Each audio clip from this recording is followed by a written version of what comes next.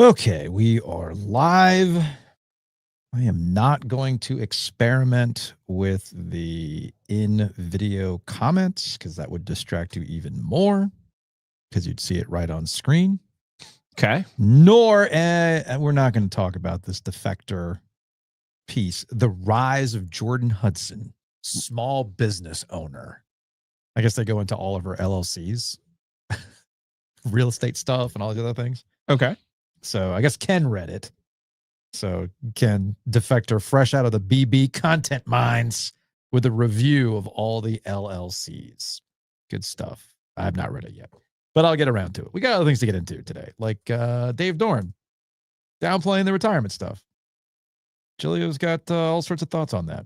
But you know what? There's only one proper way to start the show, especially with what's happening on Saturday at Carter Finley Stadium, right? Let's do this. You want to do this? You want Please. the full 90 seconds? It's only one way to do this. All right. This is for those who are on now, right now.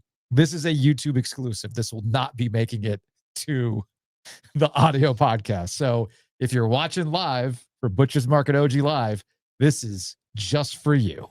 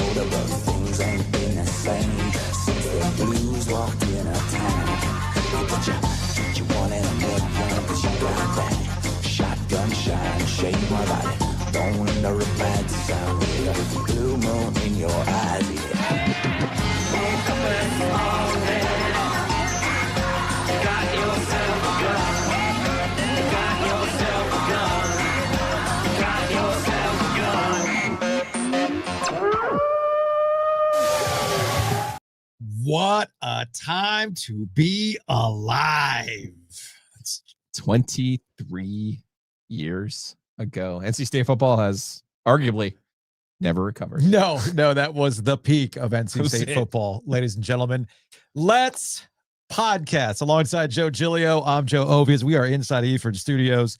As always, we thank Empire Properties and we thank our friends at Copiers Plus. But it is just past 2 o'clock. You know what that means? On a Thursday, it is time for a Butcher's Market OG Live. Did you know that there are smokers that have laser control? No. That exists. But is it Phillip Rivers laser vision control? If we're going to really kick it old school today, right? Never forget the ABC graphic. And that was ahead of its time, man. That's a really good CG back in the day for a television production, man. So look, they got all your grilling needs. So check them out. Butcher's Market, grab and go. Maybe you're going to the game this weekend. You don't have time to actually tailgate. You can grab a sandwich over at the Lake Boone location. Mm-hmm. So go do that. It's a late game. You can hit up Butcher's Market before you go over to the tailgate. By all means, go do the thing. So again, we thank the Butcher's Market for sponsoring OG Live. I believe the first segment is levels of unhinged. Okay. But that was my original plan. I had 3 items of escalating unhingedness. And it was going to start with NC State. However, I'm glad we're live today because NC State head football coach Dave Doeren had his pregame availability. And our guy Murph, I guess, listening to the podcast, was like, all right, it's time to ask some questions of Dave Doeren here. So this was filmed by Noah Fleischman. I'm going to play this audio off of Twitter. Murph gets things going, asking about reports of his retirement. It's been reported that you considered retiring last year. It's being said as fact that you're considering retirement this year. I don't think anyone's given you this opportunity to address that. Is that something that you think about? No. I think about winning games, trying to find ways to get better, trying to help this football team, trying to help this university, trying to help my coaches, trying to be a good dad, trying to not get my wife mad at me. That's what I think about, you know. Do I have plans down the road someday to retire? Sure, but I don't have any plans to do that. I'm going to keep coaching. I got 4 years left on my contract. So, you know, I want this place to be as good as it can be. Like, that's what I want. And I've done a lot. We've done a lot here to make this a stable, successful, competitive program. And I love these kids, man. I mean, I get to come to work and be with C.J. Bailey. I get to come to work and be with Isaiah Shirley and Caden Fordham and Brandon Cleveland, all these kids, man. I'm so fortunate. So I'm having fun. I mean, I know losing sucks and it hurts and I'm pissed as hell on Sunday and Monday, but I'm having fun going to practice with this football team.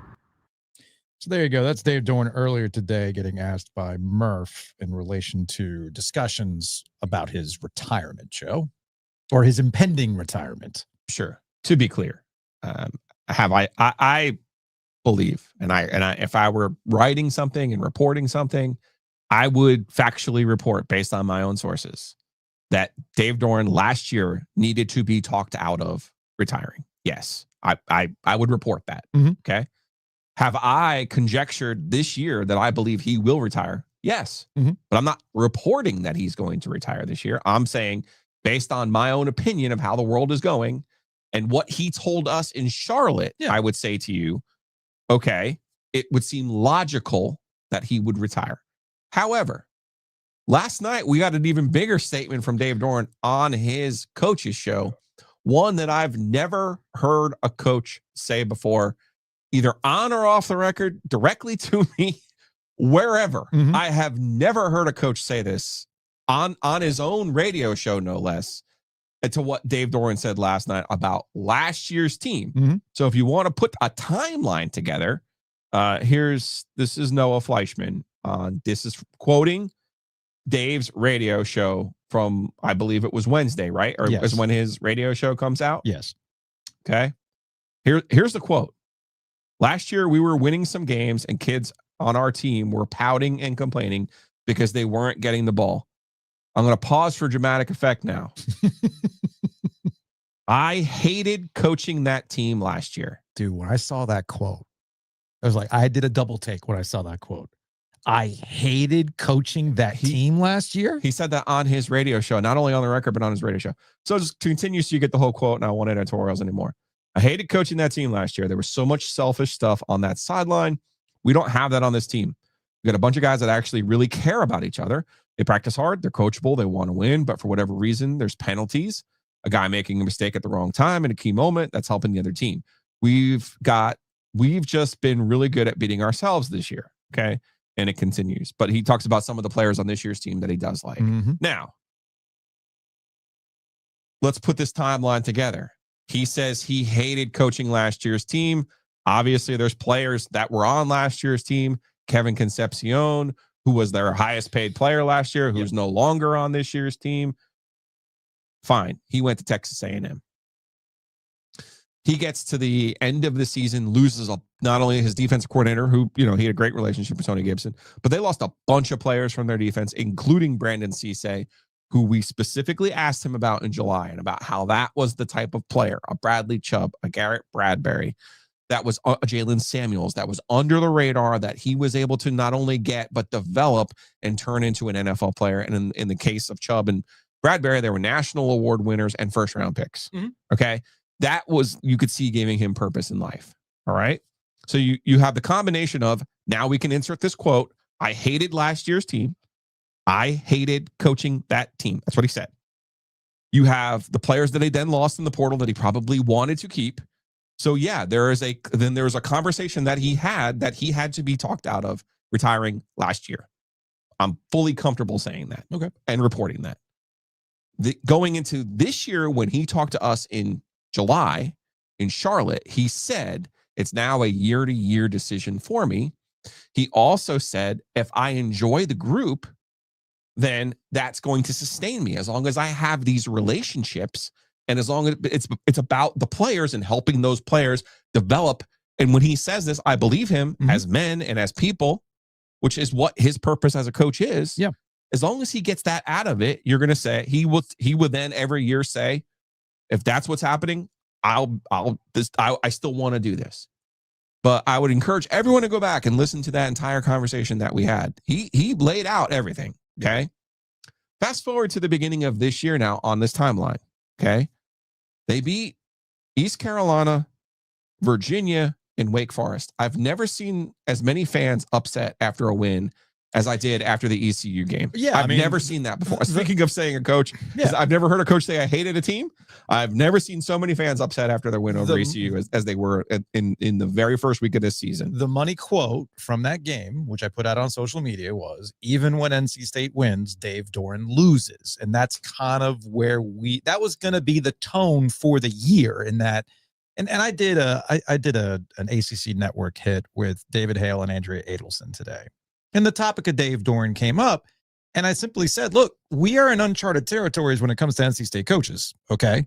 For as long as I've been here, since 1995, and when I went to NC State from 1997 to 2001, there's a cycle to these things. Yeah, 5 or 6 years. 5 or 6 years, you have your moment, then you see the decline. You notch your big win that makes everybody happy, then you see the decline, and you move through it. Dave, to his credit, has earned multiple cycles in this 13-year run, okay? Because he puts out pros. He consistently beats North Carolina. They don't get in trouble. And all things considered, and this is what I said to the ACC Network, and I say this all the time on the podcast, NC State is a perfect avatar for 99% of the college football programs that are out there. If you're being reasonable. Sure. However, I can also see the record against ACC competition. I can see the record against games that you're supposed to win, but you don't. There's a lot of that in there too with Dave Doeren. You get to a point where, hey, man, you've had a run. It's probably time for something new. I can say this with extreme confidence in that I too have experienced that. Great run, time for something new. Okay? It happens to everybody, especially when you're not out there routinely winning division titles or showing up in ACC conference championship games. At some point, you go, this is kind of what it is. We like you, love you, mean it. But it's probably time for something new from a business perspective. And that's why I thought today's press conference was interesting. In that, I got a 4-year contract. Cool. A lot of guys had a lot of buyout money. Didn't bother the school from telling the coach, hey, man, love you, mean it. Here's a check. Get out. Including Kevin Keats in basketball last year. So Dave might have his ideas. But if it's going to go like this, it might not be your say. It could be the money people telling Boo Corrigan, hey, man, it's time. And we go from there. But there's still some football left. That's why I titled today's podcast, NC State and North Carolina are at crossroads weekends of what your seasons are going to be. Sure. Okay? And then this gets back to the reckoning, if you will. The wreck. Man, they owe Georgia Tech. If it's going to happen, it's got to happen this weekend. It's got to happen this weekend, right? Vegas is the only thing that has like a 5.5 point favorite right now. Yes. So Vegas might see something. I don't know. Anyway, one thing though about what Dave said today, it's the first time we've heard him actually push back on this idea that he will not be coaching next year. Yeah. Because remember, it's not just my own conversations. I also have people who are high school coaches and other who are involved in high school football who have reached out to me and said, hey, just so you know, the talk among all of these high school coaches is this is it for Dave. Yeah. And if you look at their recruiting, and I get it, what does high school recruiting really matter at this point in this day and age? Who knows?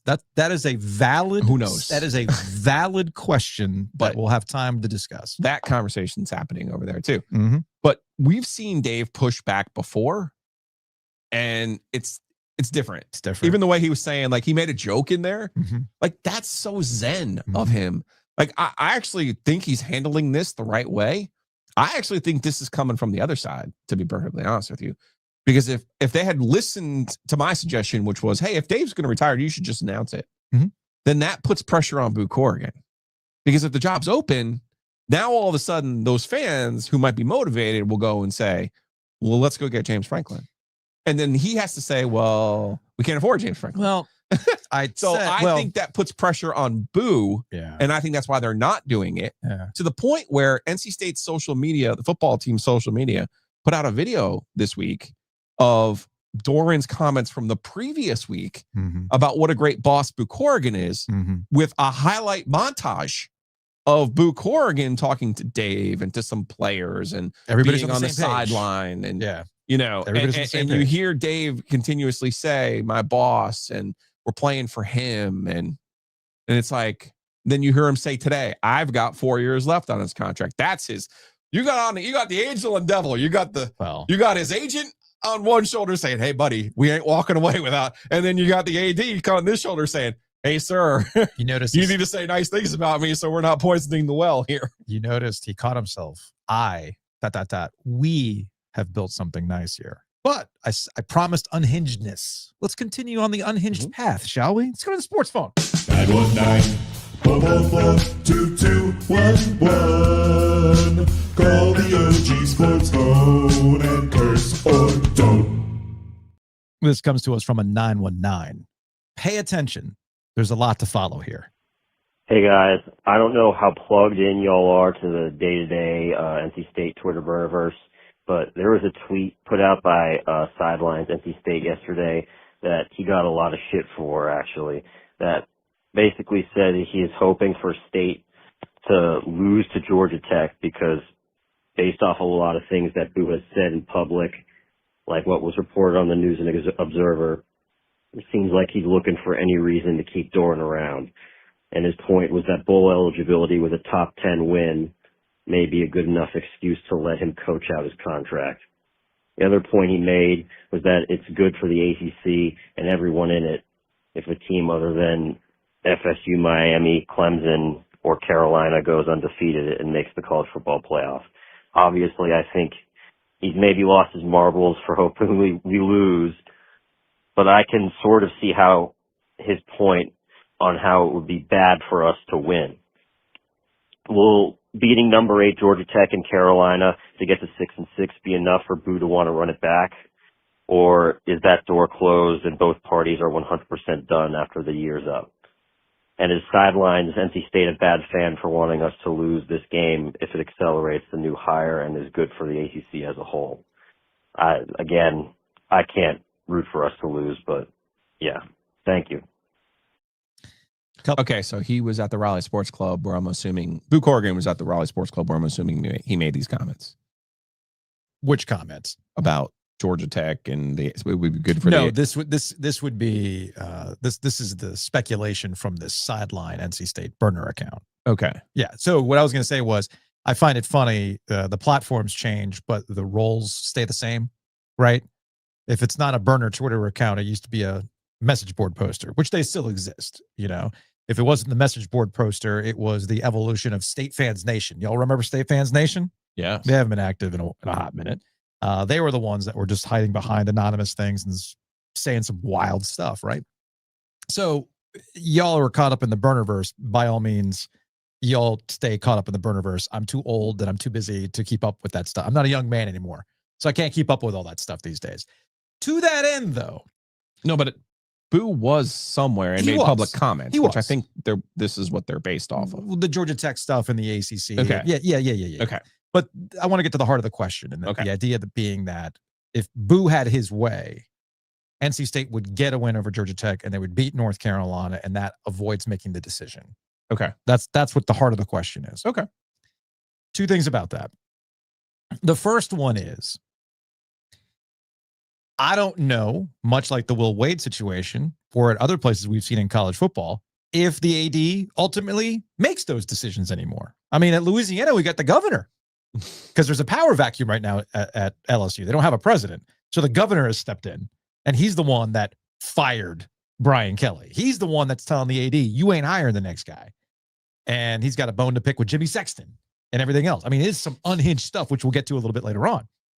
So you gotta keep in mind, it's the governor, right? It's the governor. This isn't like the board of governors. Can you? This isn't the board of governors. Could you imagine Josh Stein? Actually, Josh Stein wouldn't do it. Imagine if Roy Cooper, if he was still governor, decided, you know what? I'm stepping into this power vacuum. At my double Tar Heelness is coming out. Can you imagine that? No. But that's what's happening at LSU with the Louisiana governor. Regardless, the point is, there's this like 40 chess that people are trying to play with the NC State job. The first one being what Boo wants and what Boo doesn't want. As we've come to find out in college athletics, it might not be what Boo wants, period, because that's what the money people want. That's what drives all this. So that's number one. Number two, this idea that, well, are you sure you want to sit this out? Are you sure, right? Are you sure you don't want to sit this out, this upcoming hiring cycle? Because look at all the things that are happening right now, which, by the way, shout out to Matt Rule. He has done nothing at Nebraska, got a 2-year extension just by the mere hint that he might go to Penn State. I saw that. Mere hint that he might go to Penn State. 2-year extension at Nebraska. And did you see the buyout? I didn't see the buyout. $15 million if he were to leave this year. Jeez. Okay. Regardless, what I would say ties back to what you were getting at, and I wanted to kind of bring this all full circle. The idea that NC State is fishing in the same pond as Penn State, that NC State is fishing in the same pond as LSU, that James Franklin, I think what really kickstarted all this is that Virginia Tech is tied to James Franklin. There's been some rumors, sure. Been some rumors. And it's like, wait a minute. How is Virginia Tech going to get this guy and we can't? When check off all the boxes that make you think that the NC State job is better than the Virginia Tech job, which again, is a different conversation for a different day.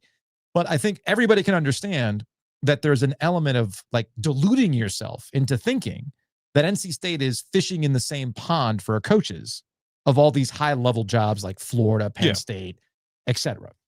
So, and we don't even know what's going to happen at Alabama with Kalen DeBoer. So the point is, y'all got to stop. Auburn. You got to stop with that. Y'all got to stop with that and understand that NC State's shopping like I shop. Okay. I ain't going to Whole Foods. I ain't going to Fresh Market. I'm going to be going to Aldi. Would be nice though. Would be nice. I'm going to Aldi. Yeah. Okay. Food line. Food line. All right. It's all the same food.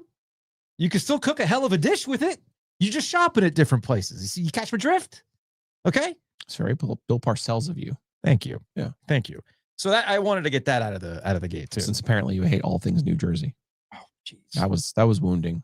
What? I was wounding. I still think it's crap that you're blaming me for not wanting to see the Bruce Springsteen movie. That's crap. That's crap. Don't put that on me. You've motherfucked one of my heroes for 5 straight years, and now you're like, I don't what? What do you mean? I don't get it. What? It's the hot dog suit. We're trying to find the guy who did this. From cancer. NC State is Food Lion. And LSU goes, I don't even know what Erewhon is. Actually, it's a funny joke that I've seen on social media.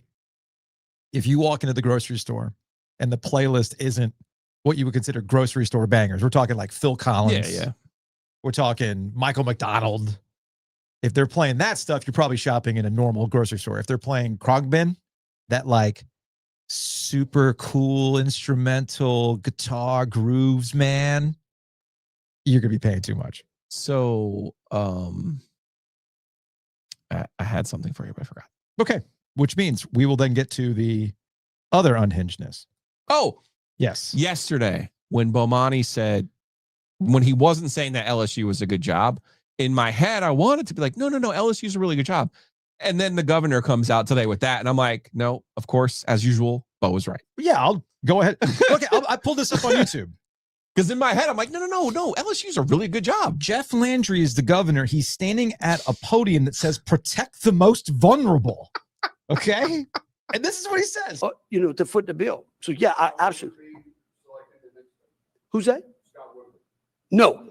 I can tell you right now, Scott Woodward is not selecting the next coach. Hell, I'll let Donald Trump select it before I let him do it. I don't know, but the Board of Supervisors is going to come up with a committee, and they're going to go find us a coach.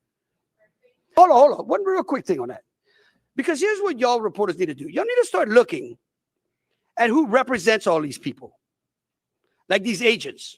You know what's interesting? If I'm not mistaken, Woodward's agent, Kelly's agent, the Texas A&M, they're all the same agent. Like you realize if I would be, I don't know how many sports writers we got here today? Just you. We should have a bunch. Okay? Like this is ridiculous. Lawyers would be disbarred for the way these agents act and the way they're able to represent. In fact, there's no doubt, they may even represent some of the players now. Like it's really time for the NCAA to put on some guardrails in college sports. Because, and it's fine. We don't need the guardrails if big billionaires want to spend all that kind of money, no problem. But if I got to go find $53 million from Kemp, it's not going to be a pleasant conversation. Now, I normally send you videos and say, is this AI? But since they had the sign language translator, I knew no one could go through the effort of putting an AI sign language translator next to this guy's almost impossibly caricature-esque accent of the Cajun accent on top of all of the crazy things he's saying. Like, I thought this was a Cajun Man SNL skit when I first heard it. So the wild part is He's dead right. he's actually right. He's right. This guy, the AD, no, he shouldn't be hiring the next coach because look what he did the last 2 times he hired a guy with the crazy buyouts. Jimbo Fisher and Brian Kelly. So the governor is right. Nah, man, you ain't making this hire. And then who's calling all the shots? He went at Jimmy Sexton's neck. Mm-hmm. Like, damn. Like, I'm impressed. Nobody would go after Jimmy Sexton, but apparently the governor of Louisiana, and then he goes, I would rather let Trump make the hire than this AD. Scott Woodard, yeah. What? Which the crazy part is that wasn't even the only Trump reference of the week with college football. Because here is Bill Belichick on his commitment to UNC. Oh, I missed this. I was listening to Andrew Jones at Tar Heel 24/7 this week, and Andrew highlighted what like the Tuesday press conference vibe kind of was, is that everybody was trying to get something out of Belichick by presenting things like in a positive way, right? You know, you got these 2 games, they come down to the last play, you're mere inches from winning against Virginia. You have a very winnable game against Syracuse tomorrow night.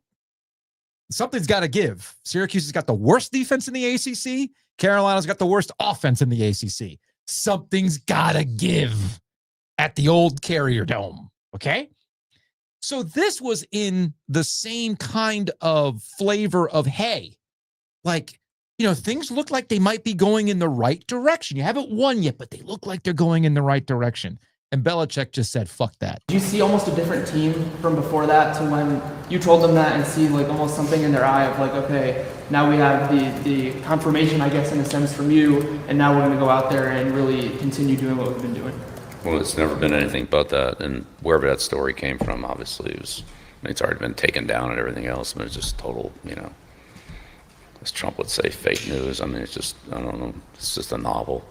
You know, Michael Lombardi and I came in and started hiring people and come into the organization in December. We got here the same day, and we've been doing it every day, and you know, and that's the way it's going to be. So, you know, I'm sure there's a lot of other people out there that want to get, you know, clicks and views and, you know, posts on my face or whatever, but like it's just a bunch of garbage.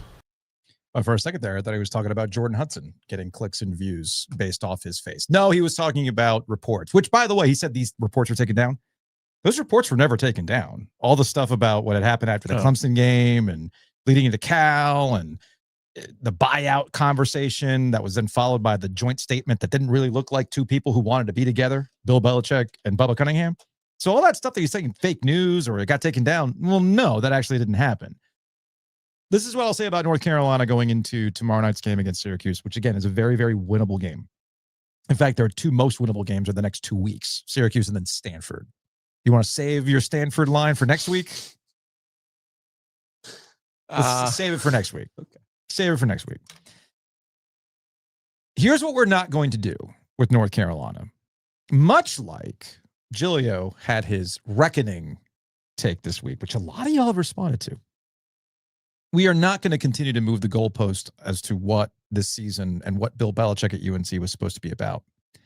And we are not going to get into the realm of moral victories. If you're actually improving, if you feel like you're on the cusp, that you're finally going to do it, you got to go out and do it.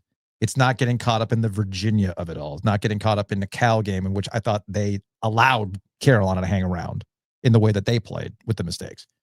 This is your moment. Otherwise, as much as you can give credit to the players for keeping these things together, at some point that does wear on you if you don't actually follow through with the win. So I'll be curious to see how prepared they are, if they clean up a lot of the mistakes that I associate to coaching against Syracuse on Friday. But man, I almost feel like we got beer in there. Mhm. Because, dude, today's been a day already. Might have to go grab a beer. Not that one. It's time to do some housekeeping. Housekeeping is brought to you by Enovana. Check them out online at enovana.com. If you have mess inside your mansion or trash in your cabana, get it clean with Enovana. If you have people coming over for the holidays, get a one-time cleaning at the very least. Go to enovana.com. The OG Winter Pop-Up Shop is live and ready to go. Go to ogtrianglemediashop.com. Hoodies and beanies, baby. We've got 2 types of full zip hoodies. We got the patch on the left chest. We got the 5 stars OG on the sleeve. That comes in a dark navy and a black. We've got the OG 5 stars on the chest on a gray and a black full zip hoodie. Drunk OG is back on the pullover hoodie. Ooh. In a black and a gray. And we got beanies. We got a patch cuff beanie and we got a palm beanie as well. Because I love the little puff on the top.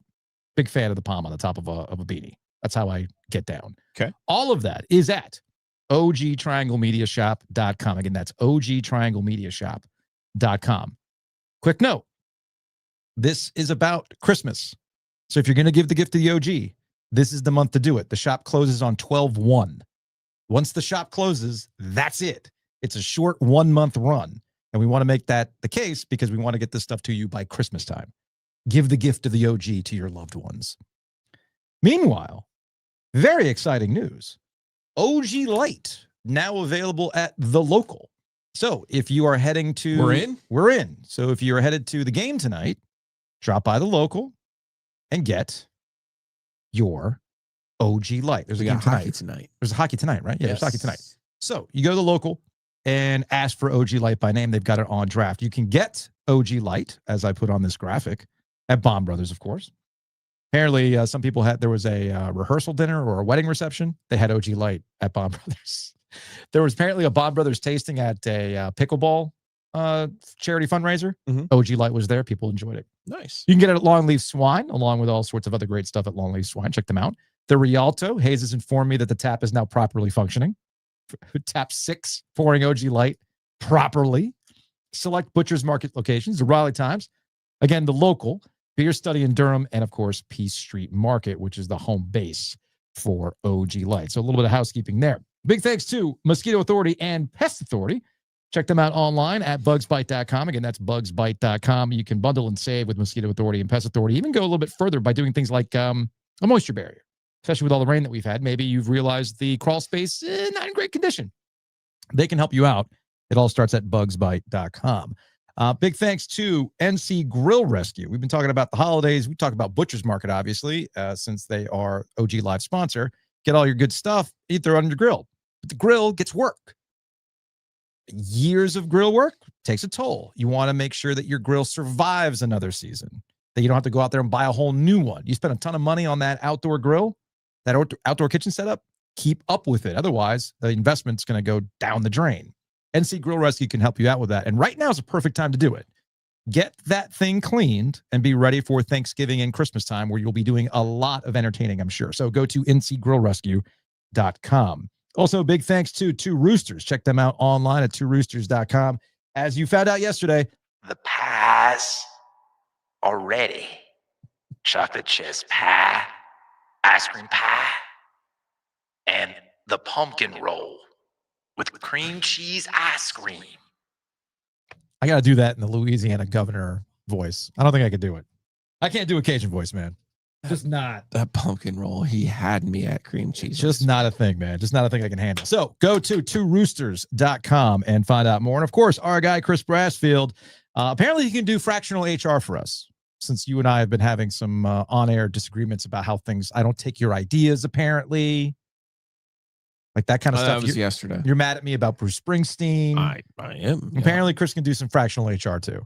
Good. But in this particular case, we're focused on the fractional CFO aspect of it. Okay. So check them out, brassfieldaccounting.com. Again, that's brassfieldaccounting.com.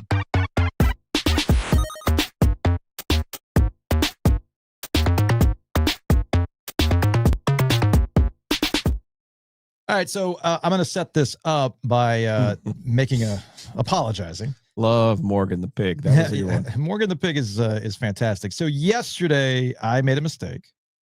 I thought we were going over to Lenovo Center to catch up with Rod Brind'Amour. You were on a roll yesterday. Yeah.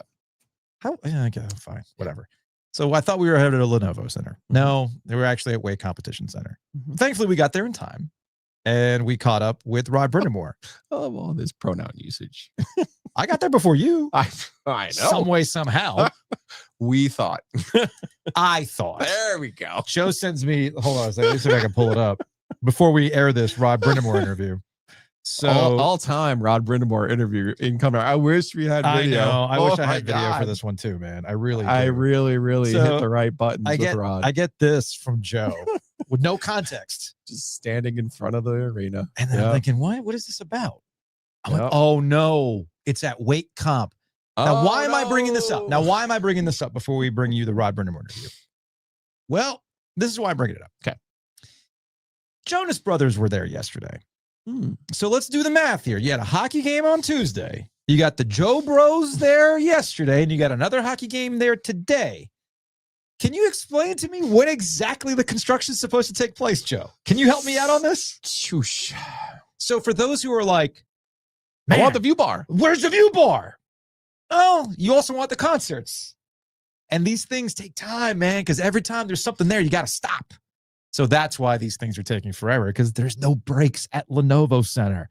Anyway, here's our combo with Rod Brind'Amour on a variety of topics. It's about a 12-minute conversation checking in with the start of the season.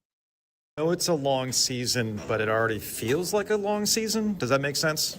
You got your full-on games. You gave your speech about the sprints and the runs, but I just feel like the start and the injuries has already kind of put you guys in an interesting position. Well, it's not ideal. I mean, it's hard to assess a team that it's not your team. Until we get everyone going, we had 2 games of a look. I felt pretty good about how that looked, and then it's been piecing things together, and really it's not your group that you would expect. So we got to just, now it is, obviously you got to try, like I said, find ways to scratch and claw. It's not going to look the same. You can't expect it to, but you got to expect to, find a way to win. On the spectrum of I'm the coach and I'm frustrated with this guy, and I'm the coach and I'm trying to help get the best out of this guy. Well, where are you? With him. It's I know how much he cares, and I think the frustration comes if that starts to go away. He's trying, and I think we've all been there. If you've played the game, you've been through stretches where it's when you do care a lot, and it doesn't sound right, but that's just what happens. And I think he took a step yesterday. I mean, he was back to his old self, taking penalties and scoring goals and being impactful. He had a couple of grade A opportunities, so hopefully we'll get more of that. I know you joked about it yesterday. You're on the power play for half a second essentially, So you take the power play goal because I know those are at a premium, but then we're back into that. I mean, at some point I know you have your quotes about you expect these things to even out. So from your perspective, how do you keep it even without getting too frustrated with how games might go? Well, you got to be careful because you don't want it to bleed into the group. Right. But there is, I think you don't want to get misconstrued too. Like, I don't think that our penalties aren't penalties. Like, I think when I look at them, you could call that. Sure. Jordan's not. That one's just a push, and you should be allowed to push guys when the puck's kind of around. But the frustration comes, I could pull up the exact same things that are happening on us, and those don't get called. So there's plays that you should overlook. I think the first Svesh penalty should be overlooked because the guy's trying to pass it to his partner, and yet Svesh sash him, and it goes to his partner. It's almost like in soccer, the non play on. Play on. Okay, if it had been a turnover, I got to call it. Yeah. You go to Vegas where in the game where the guy slashes Keandre, if it had gone to our player, I'd say any foul, it doesn't matter, it was a play on, but it turned into a breakaway, you have to call it.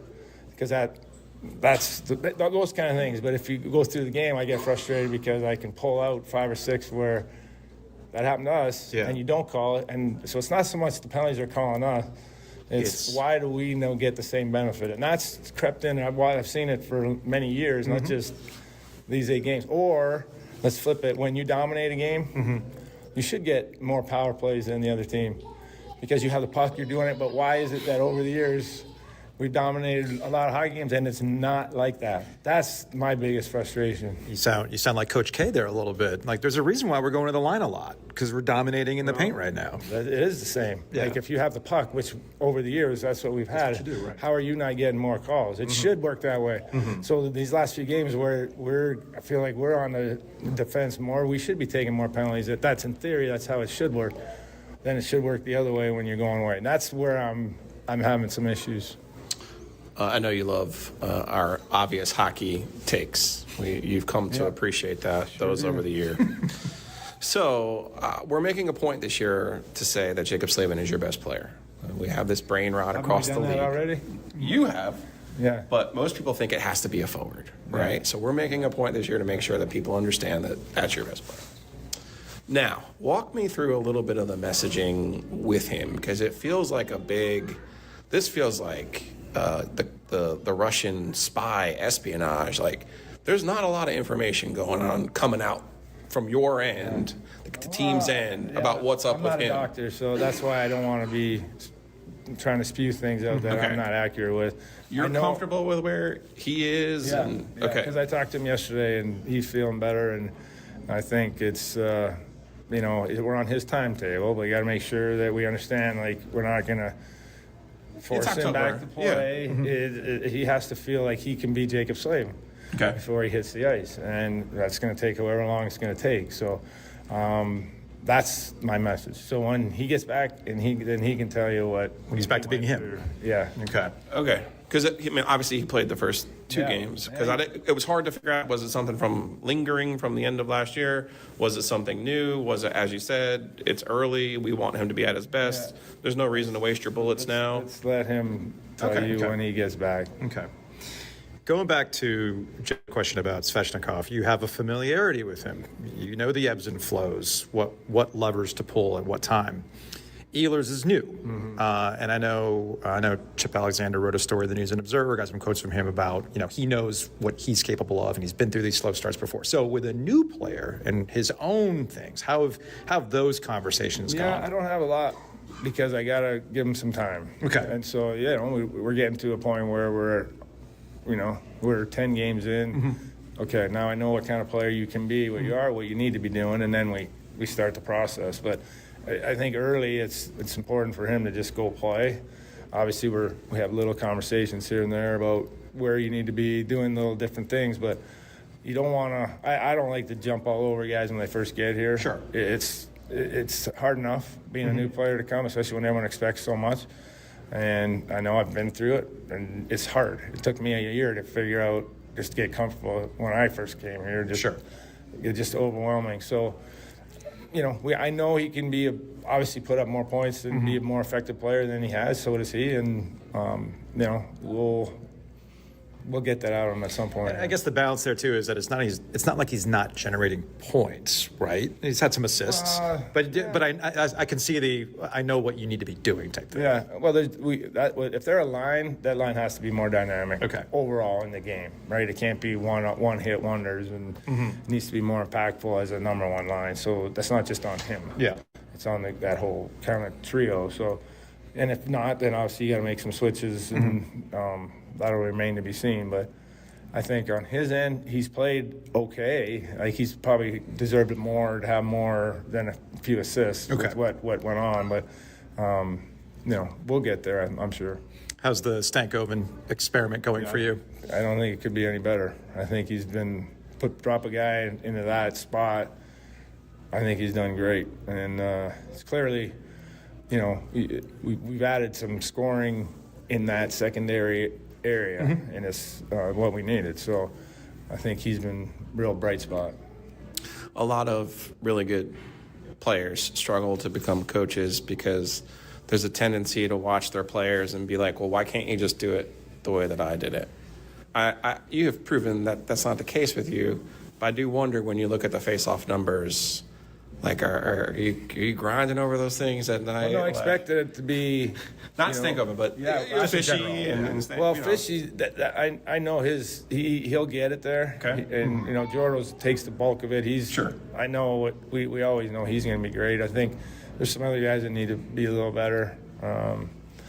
we're all like, I'm surprised it hasn't kind of shown up way earlier than this. Just the fact that we don't have right-handed centerman. Okay. Now we do. So Snake's kinda, but I don't count him as a centerman yet. He needs a couple of years before you Some seasoning. Yeah, before you can say he's like, oh, that's natural position. Sure, He's like, we go over stuff almost daily and about the position because he's just like, this is different. And that people don't really understand how different it is until you're actually thrust in their responsibilities.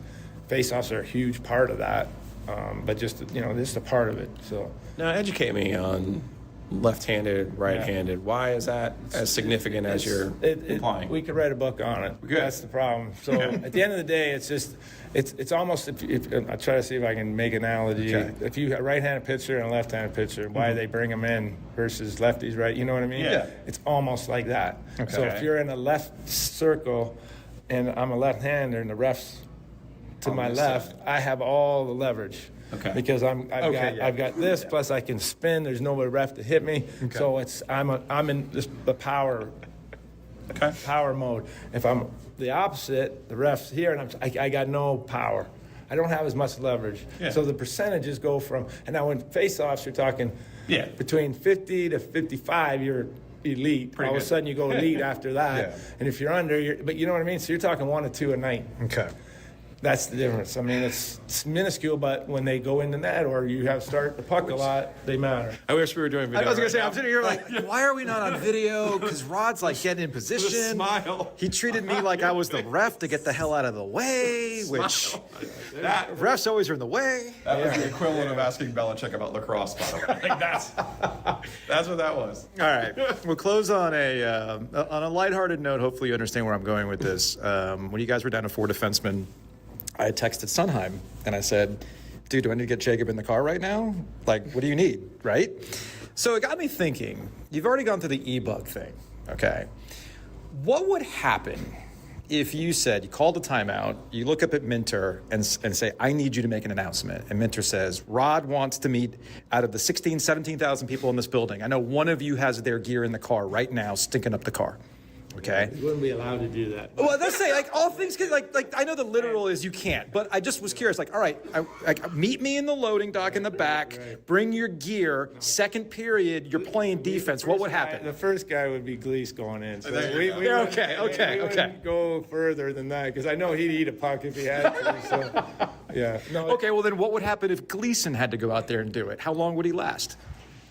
Well, he takes short shifts. I know that, but he would give it all he had. That's all you can ask for. That's all we're asking of all these kids. And they have literally. Yeah. I mean, I watching them. I'm proud of how they've played. Yeah. And I think they're playing to where like about as good as they can. Mm-hmm. It's just they need time. Okay. It was just a thought that I had. I don't know if you go. No, we don't want. Listen, I mean, I get what you're getting at, but. Or, you got a forward. They're like, hey, man, you got to tap into that youth hockey back in the day. I need you playing defense now. We did put Janko. Right. He played one shift on D because we were down to 3 because Walks took the penalty. Mm-hmm. So, yeah. It's happened a couple times over my years where we're down to that and forwards go back. I mean, That's what somebody told me. You're playing defense like a forward. I'm like, oh, I see. That's a problem. Rod, we appreciate the time, as always. Of course. All right, guys. Enjoyed it. You're right. I wish we had all that on video because I have not seen him get that animated. What he was describing, the face-off stuff. When Mike Maniscalco said on our program about the face-off numbers, I had these visions, and I didn't give him the full Giglio there in the question, but outstanding athletes typically struggle as coaches. Mm-hmm. Magic Johnson famously couldn't coach because he just couldn't understand why don't you just make a pass without looking and throw it over your shoulder? Yeah. And the guy's going to be like, why can't you do that? I don't understand why you can't do that. Yeah. And so, right, Magic Johnson and 5 NBA titles, all those MVPs, I get all those things. But literally, Rod Brind'Amour is one of the best face-off men in the history of the NHL. Mm-hmm. So when I saw the numbers earlier this week, I was like, ooh, that can't not great be sitting well with him. He perked up, though. Even with Jordan Staal kind of, Jordan's going to go out there and get the big face-off when they need it. But it's like, I know he grinds over things like that. But he also perks up talking about face-offs. And he was absolutely in his element, man. I enjoyed it. Let's take a hockey break. Brought to you by Happy and Hill.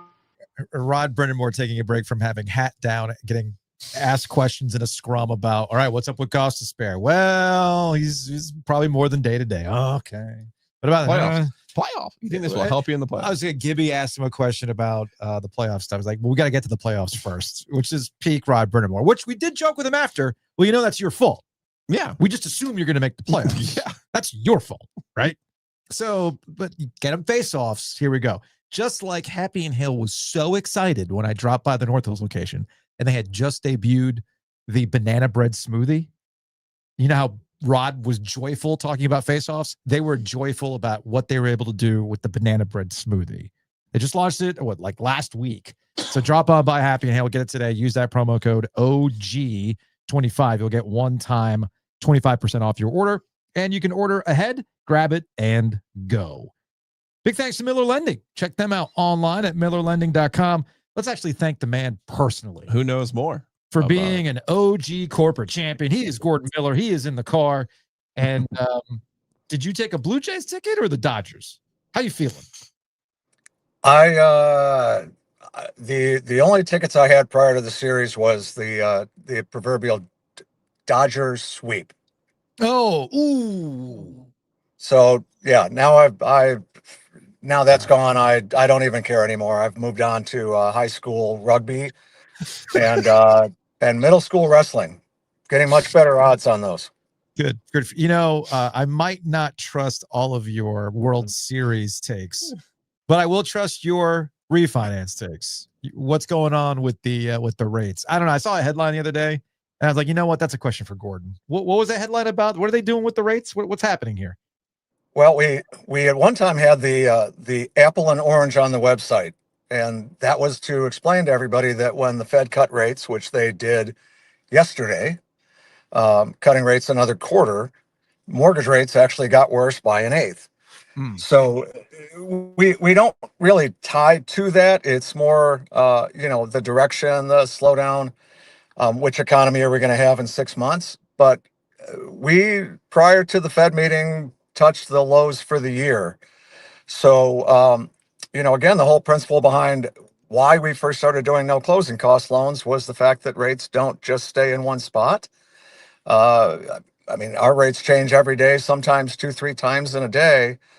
And the one thing I want to try to explain in detail a little bit is the fact that, again, when you're not paying any cost at all, and Joe's done these, I don't remember how many you've done now at this point, but I think I'm up to 8. Yeah, I was thinking I didn't want to underestimate because my predictions have been so bad lately. That's baseball talk. I'm trying to give you credit. When it comes to this other stuff, you are always on point. I'm going to give you credit. All right. Well, yes. According to social media, at least X, I think I'm one of 4 people that actually expected rates to get down to 6% this year while everybody else was thinking they would go up. But if you do no closing cost loans and you pick a year, because that's how my business is tied, I could tell you what rates have done for the last 39 years, unfortunately. So because of that, you kind of understand the point of why you would not want people to pay a whole bunch of closing costs right now. Because again, in a volatile rate market, and what you saw was, rates come down and rates kept coming down, and then you would refinance, and, maybe you get rid of PMI, maybe you're doing a cash out to do an expansion in the bathroom or, expand the kitchen. But, there's so many things that people are waiting on rates to go down further that I just, want to assure them that with a no closing cost loan, you don't pay anything. And then should rates continue to drop, which I personally believe will be in the 5s next year, then we just do it again. So unlike trying to find that lender that's got $8,000 and never sees you again, the whole principle really behind Miller Lending has been that we're your partner for life. Because Joe, when it was time for you to refinance, I didn't wait to hear from you. We reached out to you every single time we reached out to you. Because we're looking for ways to save people money. And it's been a consumer-friendly product since the day that I started it, because I kept seeing people paying 10, 15 grand every 6 months to 16 months. And it just seemed like a ridiculous waste of time and a horrible waste of money. So you'll appreciate the fact that the ad that I run during Lions games now mentions that the money you could save in closing cost, you could put to better use, such as a last-minute trip to Santa Clara in February. Don't push it, Gordon. Don't push it. All right, MillerLending.com/the OG. That's our landing page. Go there, get the ball rolling, have the conversation. It might not be the right time for you to refinance. That's another thing that I appreciate about Miller Lending. They'll tell you straight up, no, it ain't the time to do this right now. So go to the website today, check them out, MillerLending.com/the OG. You'll get a Butcher's Market gift basket when you take that thing to close, and maybe a game-worn rowback from Joe Giglio. Very excited about that. Well, and possibly a direct message from Joe Giglio. Yeah, we had new messages this week. Oh, interesting. Yeah, I'm like a full-on employee of Miller Lending right now. So, yes, right, Austin was right. Well, Austin was working with somebody, and Joe was nice enough to send a note to your listener, and they did then understand what the purpose of working with Miller Lending was, and they're now proceeding with Austin. So, Joe, I don't want to jinx you guys. If anything ever goes wrong with the OG, you could both work for me. Just know that. Just know. Home for wayward sports people, ex-sports right. people. That's what Gordon do you think Miller's I am? That's me. No. You know what? It goes back to the beginning. It's all about washed up jocks, and including washed up radio people. Gordon, correct. And I do want to add something real quick. Isaiah Thomas, Larry Bird. Oh God, Willis Reed. There's a lot of bad NBA ex-coaches that were Hall of Fame players. It seldom works out, actually, but you're right. Yeah, you're right. we saw the Isaiah Thomas thing, so it kind of crumbled. Zeke was. There's a reason why you forgot about Zeke. Larry wasn't terrible. He was fine with Indiana. Zeke was terrible. Terrible. Yes. All right, Gordon. We'll talk to you later, man. You got it. Thanks, guys.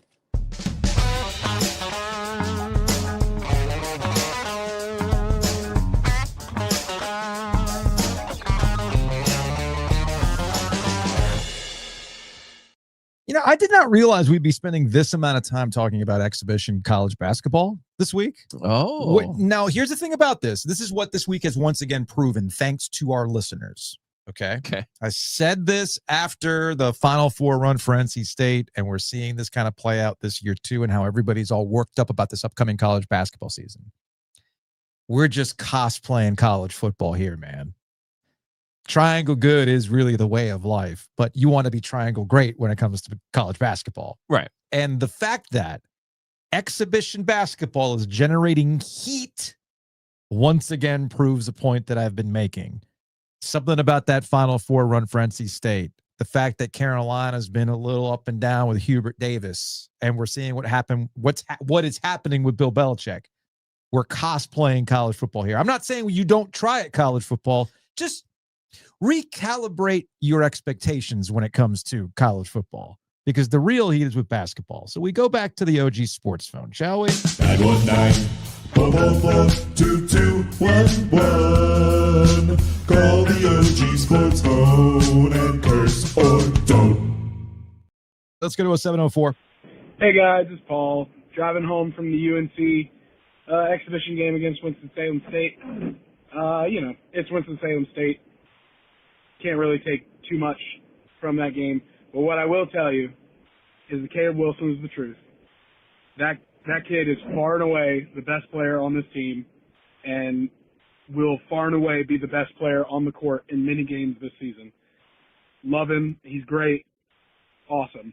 Second best player on this team right now, it's not that Trimble right now, I don't think. It could be later, and it could be Luka Bogovic. But we don't know, because somehow, some way, the University of North Carolina still hasn't figured out what the fuck is up with his transcript. But as someone who works for the university, registrar's office, or I don't work for the registrar's office, but someone who deals with them on the regular, it makes sense that it's been months and they still haven't cleared his transcript. That's all I'll say on that. But second best player on this team could end up being Besar. And it could be Jaren Stevenson when it's all said and done. Wait, hold on. Carolina's 2 or 3 best players are bigs? That can't work. That won't work. Carolina basketball is not good if their best players are bigs. Absolutely not. We appreciate the call, Paul. Don't get yourself in trouble now, Paul. Please. Yeah, I was going to say, We've like, been over whoa, this whoa, whoa, whoa, whoa, whoa. And now we talking about with Luca is interesting, and I was reading up on that, and yes, this does seem like a university issue. We'll see if they get this thing resolved. Let's go back to a 704, and this is related to NC State and their exhibition against South Carolina, which again has generated a lot of heat for some reason. Hey, Joe and Joe. Ethan from Charlotte calling in. I don't even know if you're actually going to play this on the show, because at this point, how much can you really talk about an exhibition basketball game in October? But and yet, I'm going to pause the call right there. How much can you really say about an exhibition basketball game in October? And yet, that's what we've been talking about this week. Giglio, I wanted to say, Giglio, disagree with how hard you're going on the team early. Like, you're making too much out of an exhibition game where we used 8 different lineups in the first half. Yeah, you might have some defensive struggles. I mean, defense is all about what? Communication. You're trying to play different guys at different times. I mean, the point of the exhibition is to identify problems with guys in communication, on defense, on your rotation. And the whole South Carolina won 2 games last year. You're pounding the table for year-to-year proposition. What did this same program do the year before last? They were what, a 6 seed, 7 seed in the NCAA tournament? So give me a break on the whole, the Red Reckoning, this isn't acceptable, 86 points. It is October. It's an exhibition. I agree with Ovies. Now, if we're in December and we're getting absolutely blasted by Kansas at home by, 20, 30 points, you're absolutely right. I mean, Will Wade has set the table. He set an expectation where we expect to compete, be a 5 seed, be a 6 seed. Compete in the top 25 all year long. That's the expectation that he has set. But miss me with this whole, Will's running his mouth and they can't even play defense. 8 different lineups in the first half. It's an exhibition against a South Carolina team that we don't even know SEC. Yeah, I'm going to stop it right there. Ken Pop expects them to finish dead last in the SEC. Yeah, baby, we're here. We're here. Now, I will say this, because you and I were talking about this before we went live today. I'm not going to sugarcoat it. If we do get to December, right, and let's say Kansas not just beats NC State, but embarrasses NC State, well, then, yeah, we're probably there for a conversation. But here's your final signifier that college basketball is truly back, because Theo Pinson's back in my algorithm. Saw this. And Theo Pinson has figured out how to juice the numbers. If he's not talking about old Carolina basketball stuff, which they're very good at, he's also clowning NC State. What I love about schools like NC State, they get so far. They still don't get shit. And then they're flaunting their fucking Final Four trophy. Listen, who flaunts that? I was about to say that.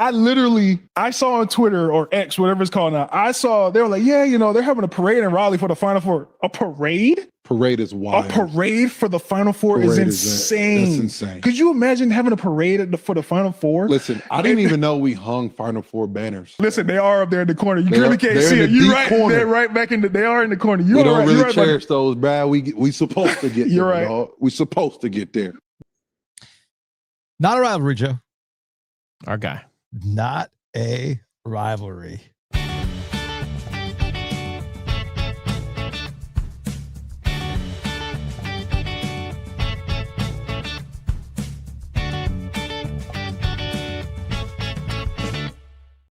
Joining us on the Heister Automotive Group hotline is Angela Kumar, and she's going to talk to us about Hopeline's 55th anniversary campaign. They are raising money. You can find out more at hopeline-nc.org. Again, that's hopeline-nc.org. Angela, how are you? I'm great. Thanks so much for having me today. So for those who are unfamiliar with Hopeline, what is the mission and what is your goal raising money? So we're a nationally accredited crisis intervention and suicide prevention agency. As you just said, we've been around for 55 years. So what that means is that there's still a need in the community for these different services. We're locally focused. We do local outreach. You may have seen us during Hockey Talks Mental Health Night that the Canes do each year. We play a big part in that. We're at Packapalooza for NC State, all those different types of events. And our goal is really to be a connector in the community so that anybody who just needs somebody to talk to, no problem is too big or too small for us. You can call our crisis line at any time. And so we want to be here to celebrate all of us who've supported us for so long. So next Wednesday, November 5th, we've got our event at Boatman Spirits in downtown Raleigh. Come join us. We've got live music, different cocktails, mocktails with proceeds benefiting our organization. And just want to have you all be there as part of our conversation next week. The curiosity that I had with the program with Hopeline is you have there's a crisis line, which I think is self-explanatory. I mean, I can speak from my own experience in those situations what a crisis line is for. But what I think is more interesting and maybe even what people might not be aware of is a reassurance program. What is a reassurance program? Because we do hear a lot about individuals. You get into adult age, it's more difficult to make friends. You might have moved, you've gone through a job change. What is a reassurance program with Hopeline? I'm so glad you asked that, Joe. I think there are all of us have experienced different times in our life when we feel isolated. And for some of those individuals that you've mentioned, they're going through a major life change. They've lost some of their family members and friends that they're closest to. They actually have one of our trained staff or volunteers give them a check-in call each day, just to have somebody to have that real life human connection with, talk through what they're going through, and make sure that they don't feel alone, even when that can be especially challenging. Hi, Angela. I'm on hopeline-nc.org. And I love that it's an unbirthday celebration. Number one, I'm hearing the song in my head now with the word very unbirthday to you. So do you need to buy a ticket or anything for the November 5th event? That's a Wednesday at 6 o'clock to 8 o'clock. It's at the Boatman Spirits. Do you need, or can you just show up and go out and support? Yeah, check out our website. It's free. Anybody can show up. If you want to RSVP to give us a heads up, that's great. But we'll have different drinks available for purchase. And then there's also live jazz at Boatman happening afterwards. So if you want to stay and continue the conversation, hang out with us, we'd love to have you.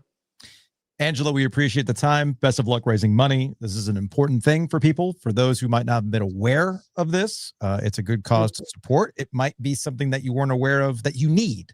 So go to hopeline.nc.org to find out more and how you can raise money. Again, that's hopeline.nc.org.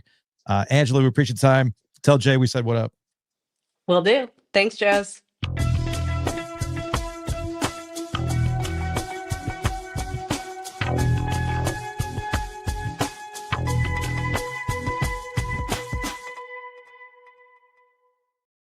So what a range for us today. We have had. It's a full day. We've had a Volvano kind of show today. It's a full day. Still have the presence of mind. Try to help people. This is true. We got face-off tips. We got maybe some clarity on Jacob Slavin. Maybe. Maybe. Did that sound like clarity to you? It did not. It did not. You know what that sounded like to me? It sounded like if the playoffs were playing today, he would play. That's what that sounded like to me. Well, you know what? I wasn't going to ask him yesterday, but the thought crossed my mind in terms of, saving Slavin and things like that. Does he play in the Olympics?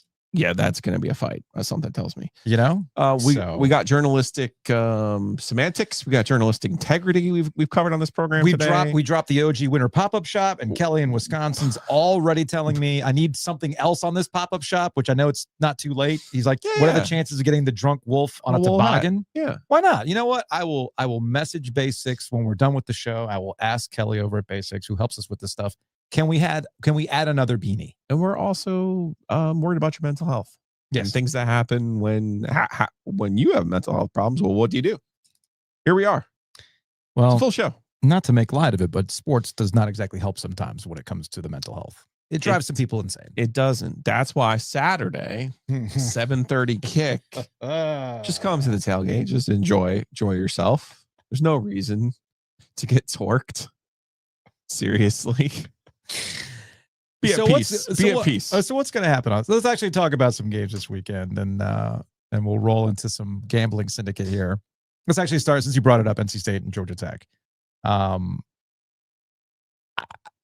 I expect Georgia Tech to run it all over NC State, because NC State's defense has not been consistent all year long. They have not done exactly great against the run this year.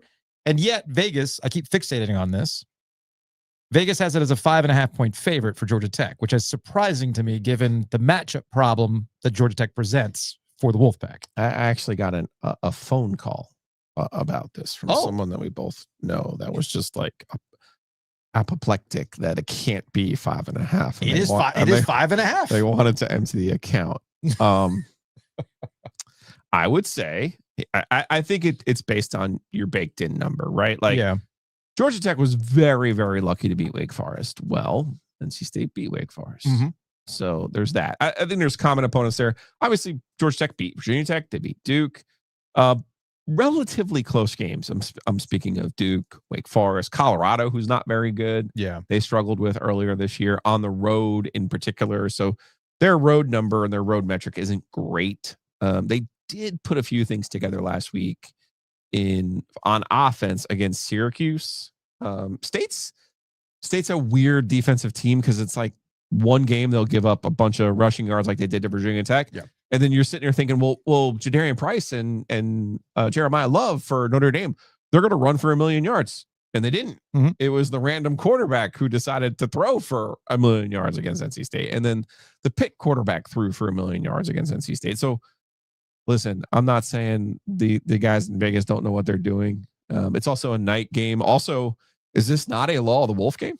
In what sense? Oh, because everybody, there's all the noise around Dave Doeren. Do you not expect the least out of NC State in this football game? Well, that's why. Look, I know you and Roddy Jones. We talked to Roddy Jones earlier this week, and I know you went on with Wes and Roddy on Sirius XM earlier today. And Roddy I went back and I watched the video because you know, the way my computer is set up, I'm looking at the camera most of the time. I'm not looking down at my computer. And I went back and I looked, and Roddy's like making a face like, come on, dude. And it's just like, I'm clearly backed up by Vegas in my anything can happen type response, but we've seen this enough times, not just out of NC State, but we've also seen it out of the ACC. Correct. Where you start to make assumptions about teams that are not used to doing it. I was going to say Virginia has one of those trips this week. Now, Virginia and Georgia Tech are two completely different beasts to me. Virginia Tech is... Virginia. I'm sorry, Virginia. Who goes to Cal this week. Virginia's having, as I've said before, Charmed. The homage to the Coastal. That it's like how, like, it's beyond that. What wackiness is happening, and they will be exposed as the season progresses. I don't expect them to keep this going like they have the last couple of weeks. Georgia Tech, I know what they're about. Yes. Okay. But that's not to say that they can't, lay an egg. Like, it's college. It's college sports. And your night game. Yeah, it's all sorts of weird stuff. Just like, SMU gets Wake Forest. But I could see them beating Miami. Yeah, SMU's got a bunch of players from Florida. Exactly. Who went to Miami, who will be very interested in playing Miami this week. Would it shock you if Wake Forest goes to Tallahassee to just put the dagger in the Mike Norvell era? They'll have no choice but to fire him if Jake Dicker goes down there and beats them. In darkness, because it is at 7:30. Yeah. They had the built-in darkness, ladies and gentlemen. It's a weird week in the league. Is. You got Virginia at Cal, Duke at Clemson, which, by the way, SMU. By the way, yes, Duke is a better team than Clemson. They are. Okay, they actually are. They got a better QB. Yep. So better record. But here's the thing: better league record, better overall record. Here's the thing about Triangle Good. Okay. Duke has not gone down the Death Valley and won a game since 1980. Okay. So there's that. This would also require Duke, over the course of two different coaches, Mike Elko to Manny Diaz, this would require a Triangle team to beat Clemson back to back. And under Dabo, I'm pretty sure this has not happened, correct? It has not happened under Dabo. Dabo is 21-5 against State, Carolina, and Duke. 3-1 against Duke, 6-1 against Carolina, 12-3 against State. So he's 21-5, but at home he's 12-0. Jeez. So that fuck you, we're still Clemson game almost always comes down at Death Valley. Do they still have it in them? I don't know. But back-to-back wins against Clemson. This got me started thinking, when's the last time a triangle team beat Clemson in consecutive games? Obviously, Elko did it in the first game of the 2023 season. Duke hasn't done it since the 1969-1970 seasons. Okay. Carolina hasn't done it since Mac Brown 1.0. They actually won 3 in a row. Mac won his last 2 games against Klemp, and Carl Torbush won his first game against Klemp. But the last coach to do it, to win back-to-back games against the Clemson Tigers. You people. 2002, 2003. Chuck Amato. To get to 8-0, to get to number 10 in the country, they put it on Clemson on a Thursday night down in Death Valley. The very next week, the reckoning with a W. Chan the Man Galley. 2002. Number 10, NC State goes down.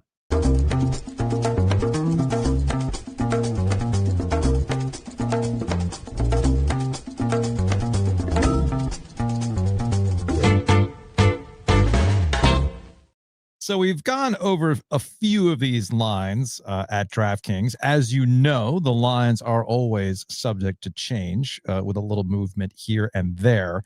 I mentioned the Duke-Clemson game. Clemson's only a 2.5-point favorite at home against the Blue Devils. We've gone over the State-Georgia Tech game. And here's another one that I find interesting. Syracuse is only a 2.5-point favorite against North Carolina. It's tomorrow. I like the Heels tomorrow. To cover the 2.5 and lose, I can see that. To win. Oh, no, I think it's just going to continue. They'll find a new and inventive way to lose a game. The pain continues. Bill Belichick is proving to you he is the GOAT in Carolina football pain at this point. So they'll lose by 1.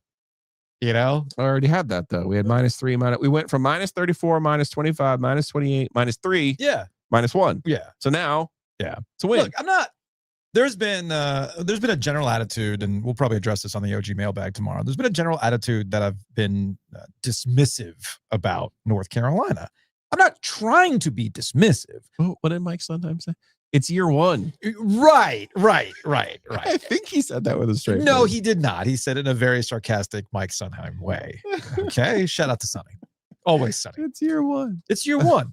Uh-huh. Perpetually. Sure. This is what you hired him for. And I think that's why I've been kind of the attitude that I've been. And I also understand that after a while, nonstop negativity gets old. Okay. And you're just looking for something, you're grasping at something to see it's going in a positive direction. Okay. And you also have to love them up a little bit. Yeah. You gotta get the players going, hey man, the defense looks good. You guys have bought in. Never mind that it's Virginia. Never mind that it's Cal. It doesn't matter. You guys are fighting. That's good. And yeah, I know that the offense is still terrible, but hey, the first half was good. Okay. So I get all those types of things. But the one thing that I keep coming back to is this is not why you brought Bill Belichick here. Okay. And that's not what we thought, not where we thought we would be going into November at all. Right. We're still looking for the first ACC win. We're still looking for the first Power 4 win. They have not led a game against a Power 4 opponent since their first drive against TCU. So, again, against a Power 4 opponent. So, this is where we are with Carolina. Can they break through against Syracuse? It is entirely possible. They've got a terrible defense. And if the little improvements by Carolina, and I know they can run the ball and all that kind of stuff. I get all that. If it's going to happen, it's going to have to happen on Friday night. And that's why I go back to the beginning of today's show. This is a matter of crossroads for both NC State and Carolina. What is your season going to be? Because after this weekend, the book is written. I think for both teams. I think the book is written for both teams. I don't know. I mean, I know what you're saying. I mean, listen, Carolina finishes Wake, Duke, State. Do you think? Given they're not going to make a bowl, like it just feels like picking off one of those three. So are you saying, hold on. What you are proposing to me is that we're staring straight in the face. Yeah, they have 2 wins. We're staring straight in the face for Bill Belichick to get all that money to be the state champions? Yeah. Man, Well, I'm not even saying be state champions. I'm saying to win one of those. to win one 3 of games. those? Maybe. To pick one of them off, Maybe. I think would probably make you have some warm and fuzzies, particularly if it's the last one. Maybe. Heck, they could pull off the last 2. I don't think what I'm getting at is I don't think Carolina's season fundamentally changes if they win or lose against Syracuse on Friday night. I don't think State's season fundamentally changes if they lose to Georgia Tech, because I think if they're going to make a bowl game now, it's going to take beating Florida State and beating Carolina in those last 2 games. It's just going to be, can you minimize the damage of what it looks like on Saturday and then what the trip to Miami looks like? Because those feel like very tough roads to hoe. The team that still has something to play for is Duke. Yes. And Duke, that's a tough place to play. I know SMU just went in there and did what they did, but Dabo's got a little something. And so Duke can still end up in the ACC championship game. Mm-hmm. They can still get there, Mm-hmm. but obviously they got to win out. They do. So that to me feels like the crossroads. These other 2 teams just feels like status quo. From Michael on the YouTube comments, don't need Florida State to have a temp coach versus NC State. Oh, yeah. Well, if they lose to Wake, just given Bud Elliott's comments about, well, no one's going to show up for Wake anyway. This is all the ACC's fault, you know. It's always the ACC's fault. Never forget. No one's going to show up to watch him play a 5-2 team. Never forget. It's always the ACC's fault. Speaking of DraftKings, we're looking at some football tonight. Here we are with what can we say about the Dolphins and the Ravens tonight? I think the less said, the better. Probably. I think Lamar Jackson's going to play. Yes. We could say that. There's no shenanigans there. The Baltimore Ravens are 7.5-point favorites over the Dolphins tonight. You got the Carolina Panthers back in action, going to Green Bay. Well, that's a starchy number. And that is a super starchy number.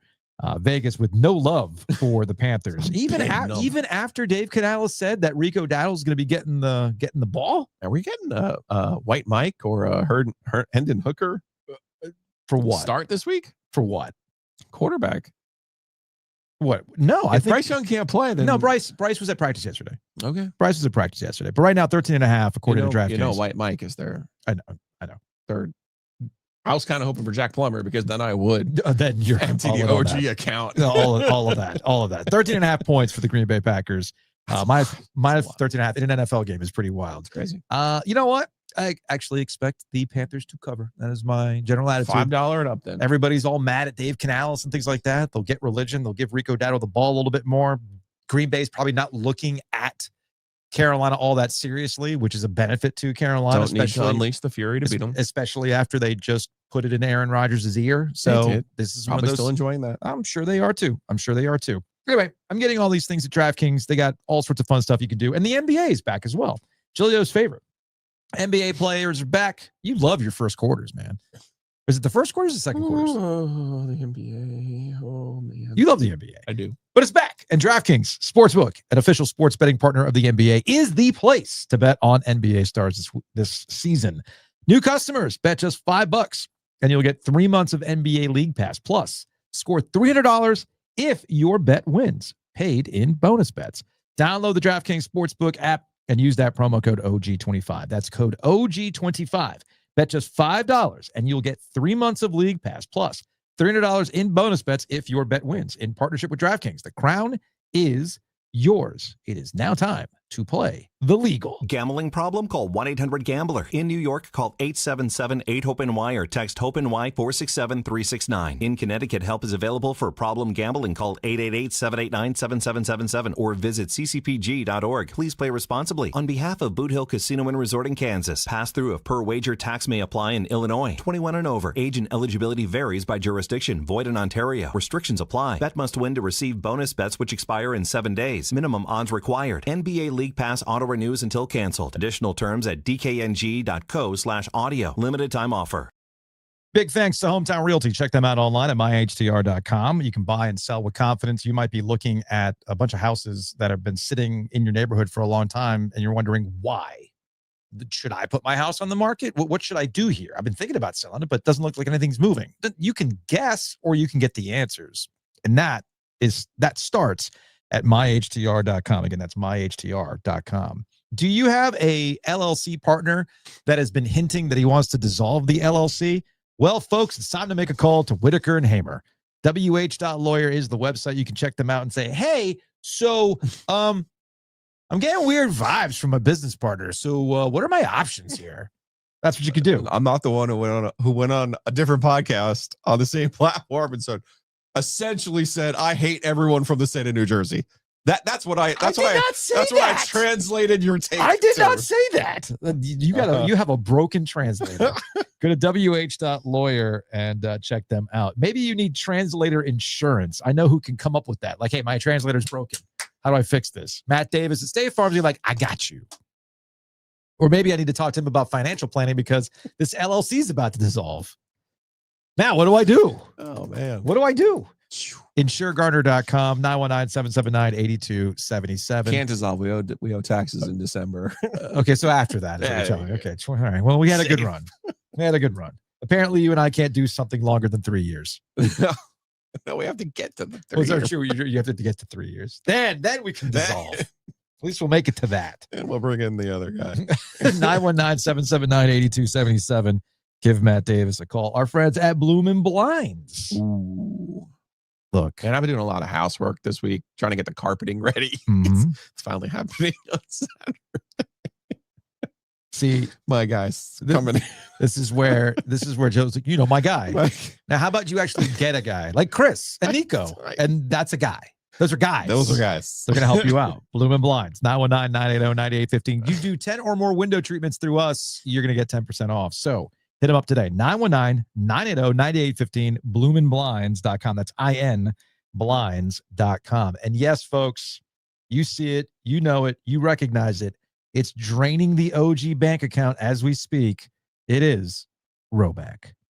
They came out with a new fleece shacket. Oh, is that what it was? It was fleece? Fleece. You're like, this looks hardy. It does look hardy. I'm like, yes, buy it. Large, navy. Thank you. You're in. Let's go.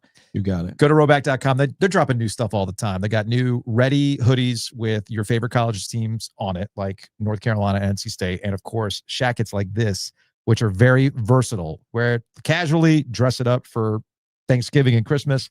They got you. And it all starts at Roback. Roback.com.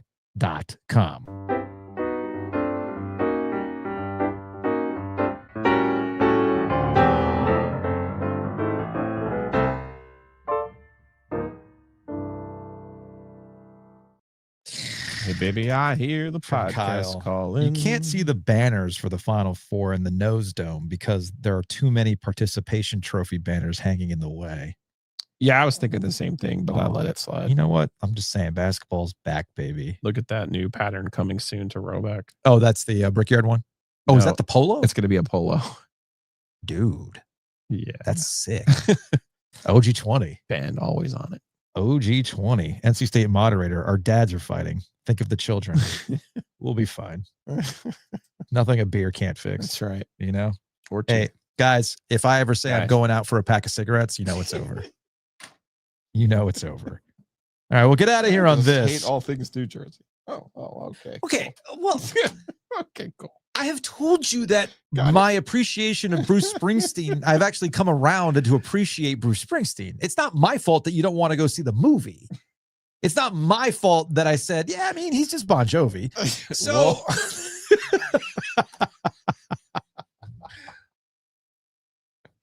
Sandy. We'll get out of here on this. This is at I sent you this because this is at a In-N-Out Burger. You were excited about the youths last week with the Lime Scooter, everything that was going on. I saw this and I was like, you see, the youths get it. I love it. A real quick contest. This is at an In-N-Out Burger. Everybody's waiting for a very specific order. You and I are of a generation that if the order was 69, we'd all go, nice. Not this generation.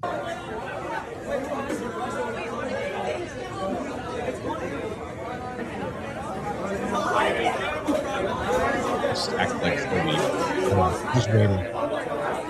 Your phones are It's like a out. whole high school.